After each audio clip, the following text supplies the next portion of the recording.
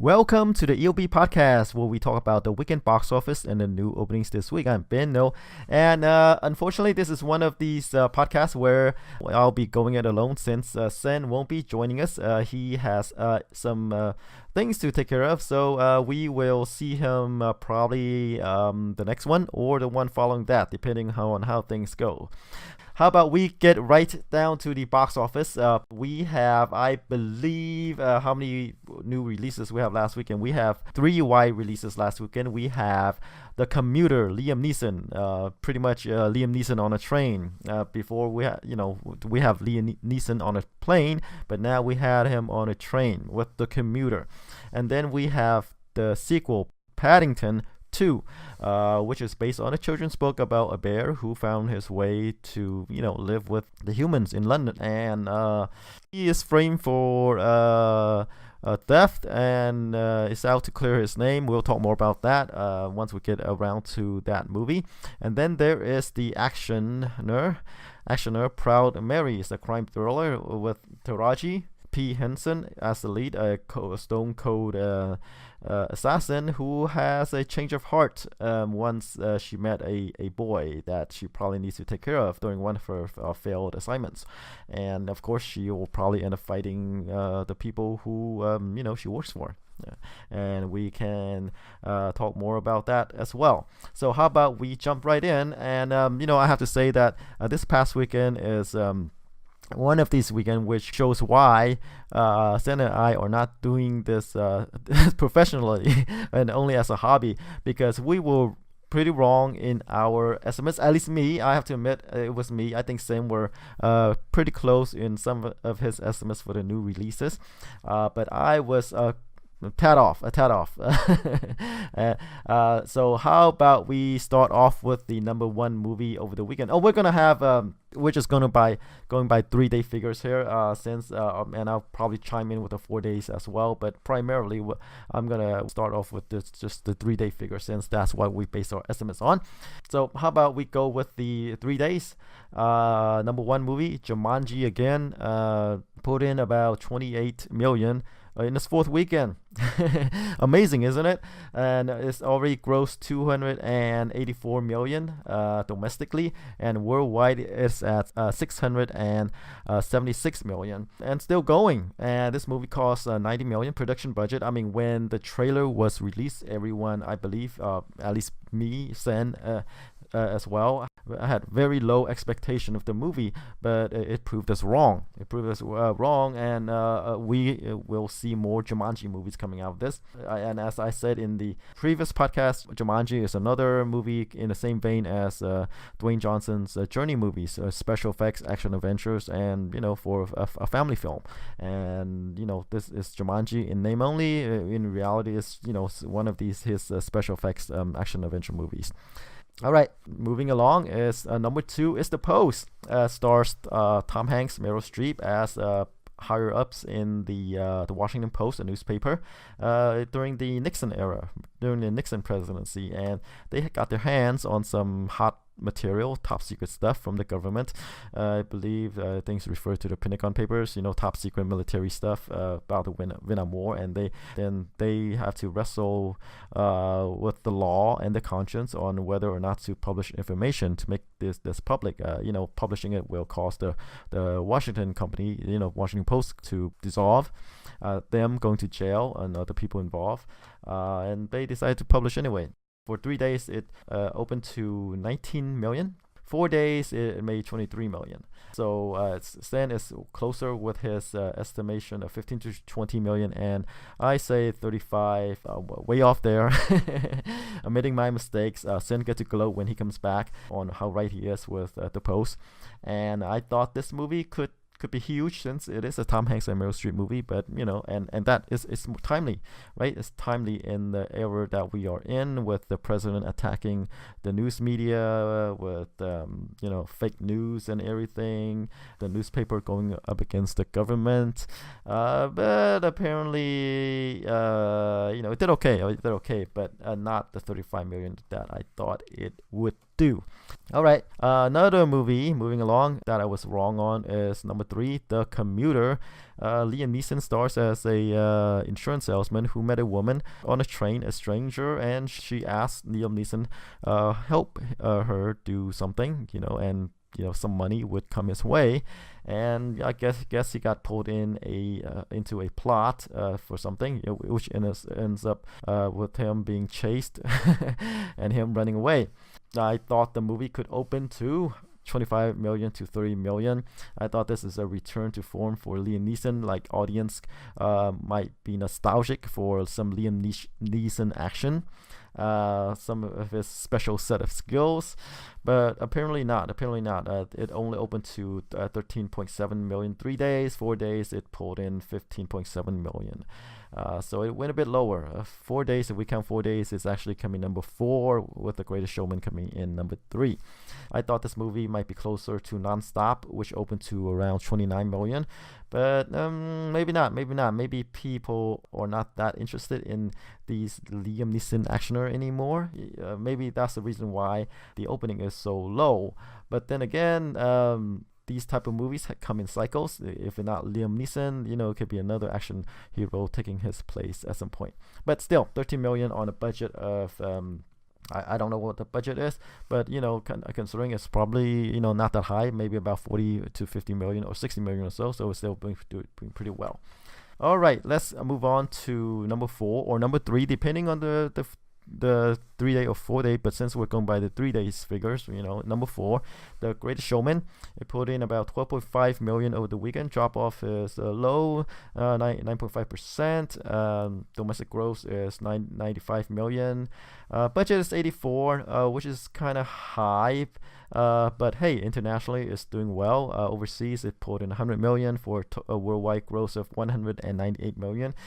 Even though domestically, it's doing okay, not great, but in combination with the overseas figure, it's doing well for itself. It's going to be a profitable movie for Fox. And let's see, moving along to number 5 is Insidious, The Last Key. Is the 4th movie in the Insidious franchise. It put in about 12.5 million 3 days and 14.3 million 4 days. The 3rd movie made less than the 2nd movie, and I thought this movie would follow its trend, but surprisingly it went up. It opened to about nearly 30 million, and right now domestic gross is about 50 million. So yeah, we're gonna see more Insidious movies. Budget's only 10 million, very, very low. Produced by Blumhouse, James Wan. All right, coming in number 6 is Star Wars: The Last Jedi. It put in about 11.9 million 3 days and 14.6 million 4 days. Still chugging along, 592 million domestic and 1.2 billion internationally, worldwide. So hey, it's doing very, very well. It's doing well. Right now, the domestic gross is only second to The Force Awakens. The Force Awakens is 935, and a long way below that is Star Wars: The Last Jedi is 594 million, and it's gonna crack 600 million soonish. The franchise is still alive and kicking. All right, number 7, let's go on. It's one of the new releases, Paddington 2. It put in 11 million 3 days, 15 million 4 days. How did we do in our projections? I said 20 to 25, and then agree with me, 20 to 25. Yeah, the first movie opened to about 19 million. I thought the second movie might get a little bump since it's more action-packed than the first movie. It's well reviewed, well received, 100% on Rotten Tomatoes, with 165 reviews. So a rare movie getting a rare 100% on Rotten Tomatoes. But box office wise, it seems like people are not that interested. Remember, this is a British movie with British sensibilities, and their humors are hit and miss here.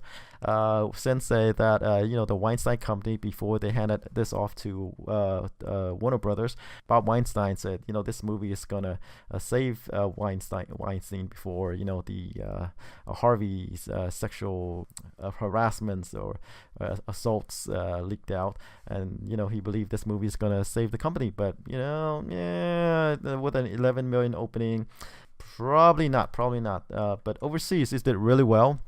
The foreign take is 125 million, and worldwide is 140 million right now. So it's making money overseas. This movie probably cost about 60 million or so, right? So it's doing well overseas, but here it's not that accepting of this movie. Maybe you'll find more business on home video.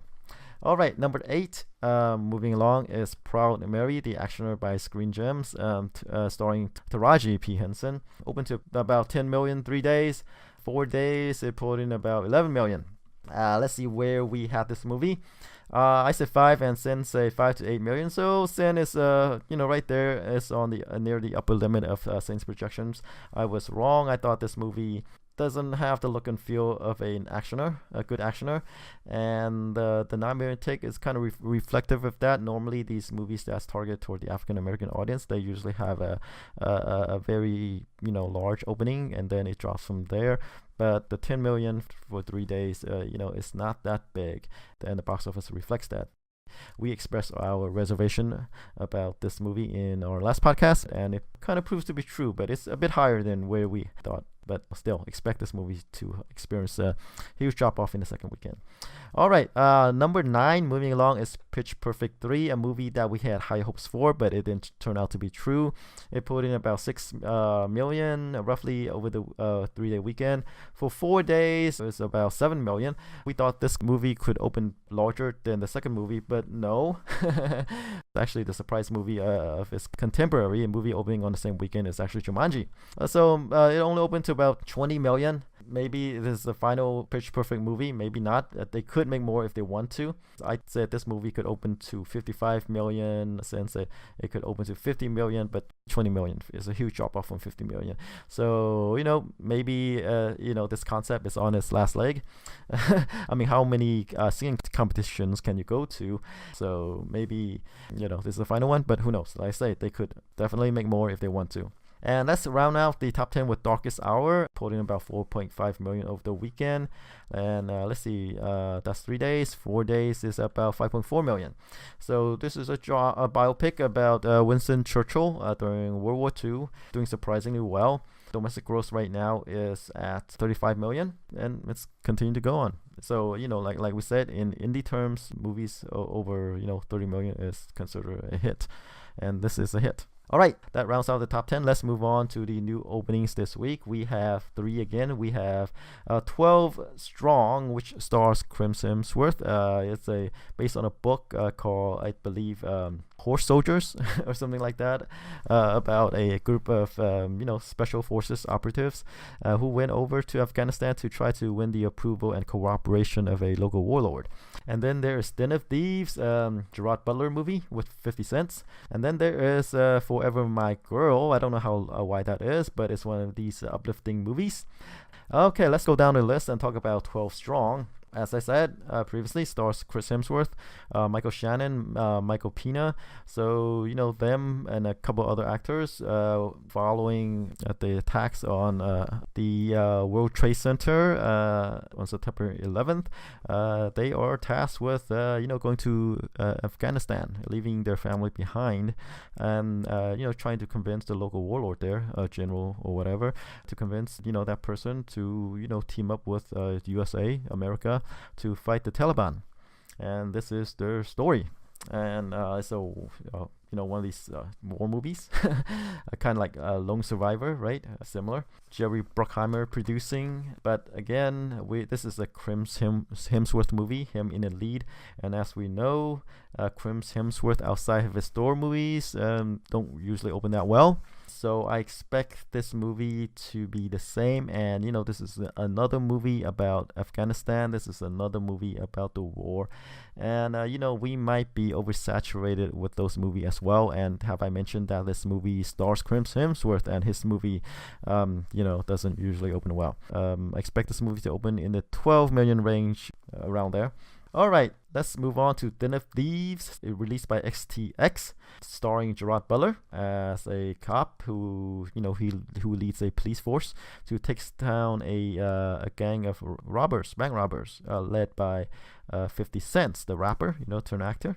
Action movie, crime movie, Butler's Geostorm didn't do that well. Opened to 13 million, made 33 million domestically, but hey, worldwide it made 210, so it did better overseas than here. And this movie, Den of Thieves, might be similar. I believe this movie might open to around 10 million or so. Maybe if it's if Capture the Imagination, it can probably open to 15 million, because it doesn't have anything that I believe offers much. Not like his Olympus Has Fallen movies that has a bigger theme. This one is more localized to them cops battling a group of robbers and trying to outwit each other. So 10 million. All right, and then there is the heartwarming tale, Forever My Girl, about a guy who left home to become a singer, followed his dream, came back 10 years after, discovered that he has a daughter with his ex. He connected with the daughter, connected with his family, and as well as his ex. And then he has a choice to make: stay with his new family that he's just found, rediscovered, or leave and pursue his singing career. Heartwarming, uplifting, 5 million. So I'll go with that. All right, so that's it for this podcast. So join us next week. Hopefully we have Sen back and we can talk more. All right, that's it for now. Bye bye.